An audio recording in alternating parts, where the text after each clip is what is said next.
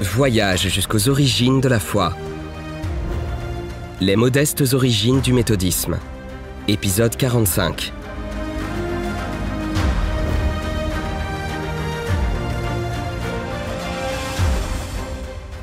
John Wesley est né en 1703, juste avant que la révolution industrielle n'ait lieu, à une époque où l'Angleterre était un pays purement anglican.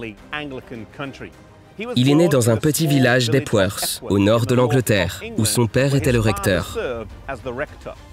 Voici la maison familiale où il aurait grandi et passé son enfance.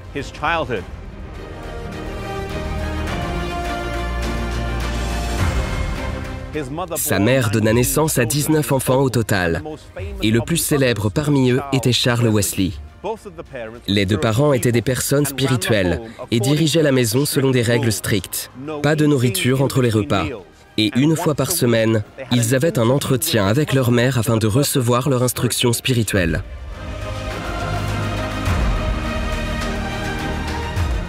John et son frère Charles sont venus ici pour étudier à l'université d'Oxford, où ils se sont inscrits au Christ College. Nombre des grands mouvements de ce monde ont vu le jour dans des universités. Et bien qu'ils ne le savaient pas à l'époque, John Wesley était sur le point de faire partie de ce phénomène. Il fut diplômé du Christ College d'une licence puis d'une maîtrise, avant d'être élu membre à l'université Lincoln, où il bénéficia de sa propre chambre et d'un salaire. On peut encore voir sa chambre aujourd'hui, conservée telle qu'il l'a laissée. Il partit pendant environ 1 an pour retourner à Epworth à la demande de son père, avant de revenir ici à l'université.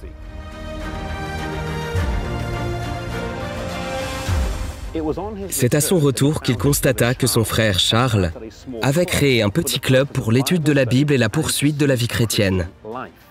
Chaque membre avait fait vœu de mener des vies saines, de prier quotidiennement, de communier chaque semaine et de visiter régulièrement les prisons. Le groupe était incroyablement pragmatique, prêchant, éduquant, soulageant les débiteurs emprisonnés lorsque cela était possible et apportant des soins aux malades.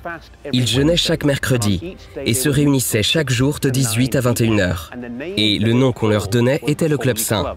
Cependant, ce n'est pas ainsi qu'ils se sont fait connaître. En 1733, un auteur inconnu publia dans une brochure. Il l'a décrit comme les méthodistes d'Oxford. Et peu à peu, ce nom commença à s'imposer. C'est également ici que le chemin de John Wesley croiserait celui d'un autre homme, qui aura un impact énorme, George Whitefield.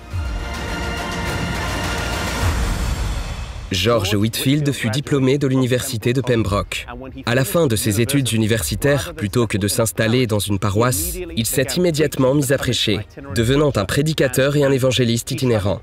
Il voyagea à travers toute l'Angleterre, en particulier à Bristol, où il passa du temps avec John Wesley, et tous deux organisaient des prédications en plein air.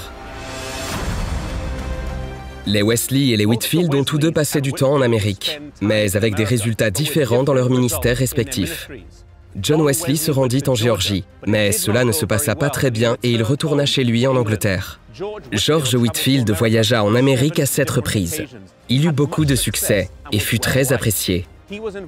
Il participa au Grand Réveil qui eut lieu dans les années 1700, un grand réveil religieux. Et il est également celui dont on se souvient comme l'un des premiers à avoir prêché aux esclaves.